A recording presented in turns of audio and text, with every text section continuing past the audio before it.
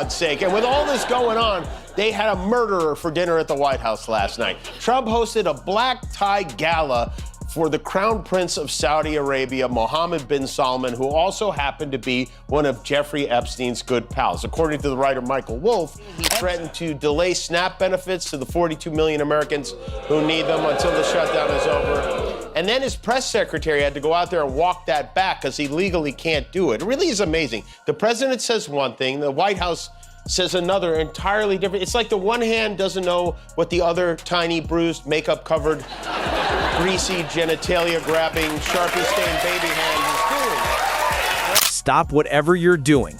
Yes, even if you're mid-nacho bite, because the internet is officially on fire. Jimmy Kimmel just unleashed a full-scale eruption on Donald Trump and Karoline Leavitt, and the blast radius is unbelievable. These punchlines were so sharp they deserve their own warning label.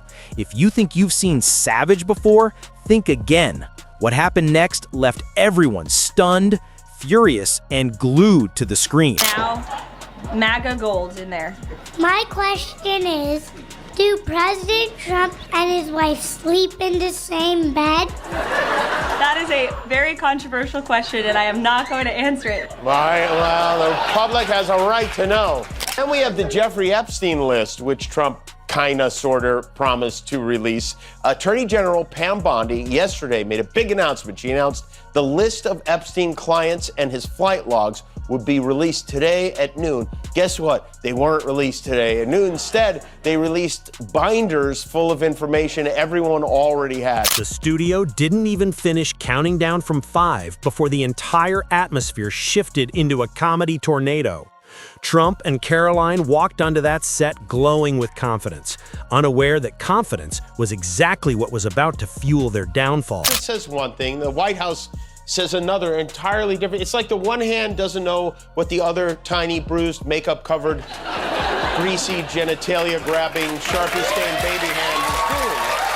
And also, hey, you just think about how cruel a person has to be to cut off food to 42 million people. It's the kind of thing that makes you go, oh, no wonder his kids are like that.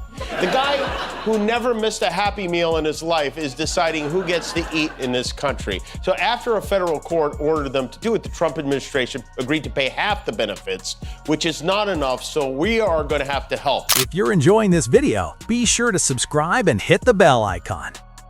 The audience didn't ease into laughter. They launched into it like they'd been fired out of a cannon. The punchlines didn't land softly. They hit like bowling balls dropped from a helicopter. Karoline wasn't just roasted, she was cooked, seasoned, and served live on air. The jokes came so fast, the Wi-Fi probably needed painkillers. Karoline Leavitt, a chance to take questions from some of the other kids in attendance. The president's religion. What's the president's religion? The president is a Christian, and he believes in Jesus. What is President Trump's favorite food? I think his favorite is probably steak. I think his favorite room in the White House is definitely the Oval Office, because it's so beautiful, and he has decked it out in gold. No dramatic pause, no mercy, no space for dignity to escape. Jimmy unleashed chaos the way a gardener blasts weeds on the first day of spring. Except this time, the weeds were egos. Trump and Karoline might have hoped for normal talk show banter, but what they stepped into felt more like a comedic demolition derby. It's not like Trump doesn't care about people. I mean, he has a lot of empathy. He's feeling especially bad right now for the family of the newly decrowned Jeffrey Epstein pal, the now former Prince Andrew. Prince Andrew in the UK has had his royal titles stripped away because of the Epstein scandal. I know you're close to the royal family there. Do you have any thoughts on that? I feel very badly. I mean, it's a terrible thing that's happened to the family. That's been a tragic situation. And it's so bad. I mean, I feel badly for them. This is where things heated up. The energy felt like the Super Bowl of mockery, the only goal being to bury reputations under layers of sarcasm. Every punchline stacked another brick onto the monument of regret forming behind them. Snacks were dropped, jaws were opened, and the broadcast turned into a full-scale comedic catastrophe. Jimmy shifted from casual jokes to theatrical takedown with the ease of changing channels. Trump and Karoline went from confident to scrambling, trying to dodge punchlines like confetti cannons firing at full force. They're trying to somehow tie President Trump to the scandal. President Trump has nothing to do with it. He has said himself, he has nothing to hide. He said it himself. Is that not enough for you people? He's never misled us before. This, nothing to hide. He wrote Jeffrey Epstein a whole goddamn birthday letter with a drawing on it about their wonderful secrets. That to me sounds like something to hide. But ultimately, even Mike Johnson voted yes on releasing the files. The bill passed the House. Sarcasm spread like wildfire. The audience could barely inhale between explosions of laughter. Jimmy wasn't pacing himself. He was sprinting like embarrassment was an Olympic sport. The burns were so intense, they needed SPF 10,000. Even the calm moments felt dangerous, like the silence before the next grenade. His expressions alone carried enough power to fuel the entertainment industry for a week. Watching it felt like witnessing a natural disaster, but with a studio audience and a laugh track. That family he feels bad for. The ones losing their food stamps, they're gonna be fine. Don't worry about it. This is like Bill Cosby feeling bad for R. Kelly, okay? Prince Andrew lost his royal status. He's been demoted to, I think he's the Archduke of Frimplepants now or something. Trump's claimed that he doesn't know Prince Andrew, and yet there are dozens of photos of them together. Here's just one of the many. I don't know if, what happened to Andrew in that photograph, but here's one of then Prince Andrew walking away from Trump. And look who else is in the picture, peeking in from the corner. You got convicted sex trafficker Ghislaine Maxwell, who Trump wishes well and just had moved to a much more comfortable prison. And then lurking in the background, none other than Trump's BF Jeffrey Epstein. The internet was nowhere near ready. Clips from the segment erupted across social media like popcorn hitting peak heat. Memes, edits, and recaps multiplied instantly. Trump and Karoline's reputations took a theatrical pounding, so intense it could have been paired with dramatic opera music. They expected one thing and got something wildly different. A lava flow of humiliation broadcast in real time. It wasn't just comedy, it was performance art with a petty edge. The Senate jumped in and voted yes by unanimous consent, which means the bill now goes to the White House, which means Trump's gonna have to sign it. The goal was to have the bill passed by such a large margin that Trump can't put his little orange thumb on the scale and give it the old Cheeto veto, but make no mistake, this isn't over. He's not giving up easy. If anyone thinks he's gonna release all the Epstein files, I've got a beautiful east wing of the White House to sell you. The studio was living through an episode no one could have predicted. People laughed so hard, they basically activated their abs by accident. It felt like history, not the textbook kind, but the holiday argument kind.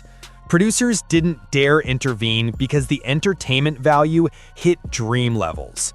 Even the moments of silence felt like warnings that another joke was seconds away from detonating. Trump and Karoline became walking reminders to never challenge a seasoned comedian. And Trump gave him a little love when he came out. He was checking to see if Elon made himself pregnant too. These guys, their relationship is like a Cybertruck. It's cold 1 minute, on fire the next. I guess they made up. Don't forget Musk publicly threatened to drop a big Epstein bomb on Trump. But now I guess they're cool. It was a parade of the unpleasant, and no one seemed to be enjoying themselves less. If public humiliation had a global scoreboard, this night reset the high score. Supporters struggled to defend it. Critics celebrated it. And moderators online practically went to war trying to slow down the comment sections. The fallout spread beyond the studio. The roast became a cultural event. Jimmy delivered jokes so sharp they felt like social commentary missiles. Trump and Karoline didn't just lose the moment, they lost the entire comedic dimension. After an almost unanimous vote by Congress, Trump's cronies in the Department of Justice still have the power to withhold information to protect ongoing investigations, to protect innocent people, or for reasons of national security. The DOJ can withhold entire documents, photos, and or video. But they would never do anything like that, would they? They're sworn to protect the Constitution of the United States. Something's fishy. Trump rolled over faster than that dog Ghislaine Maxwell gets to play with in her country club. As the world replayed, recapped, and reacted, one truth became undeniable.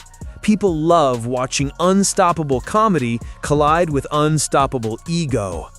Most televised moments fade. This one didn't. When Jimmy Kimmel goes off, the universe adjusts. Even people who don't watch late-night TV got pulled in like bystanders at a theme park explosion. The momentum didn't fade, it intensified. So they ate, and then Trump kept the party going at the U.S.-Saudi Investment Forum, where Prince Salman and the Burger King made a very dramatic entrance.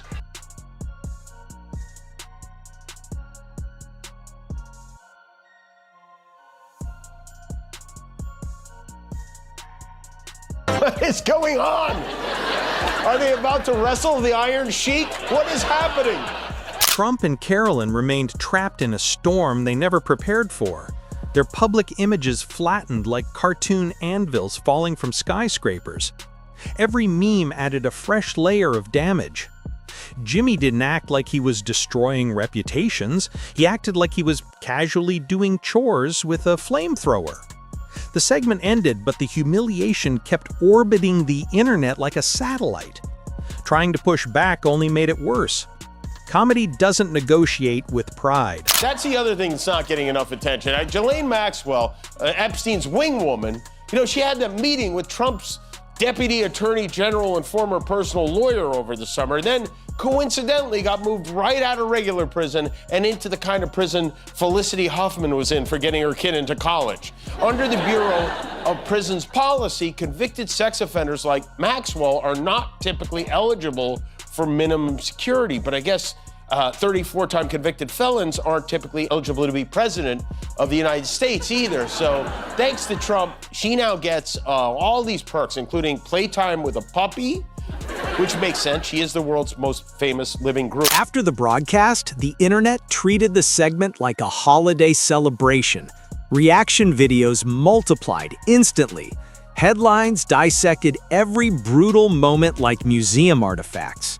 Even people who didn't follow politics suddenly became experts because the drama was too entertaining to ignore. Jimmy's reputation hit Olympian levels.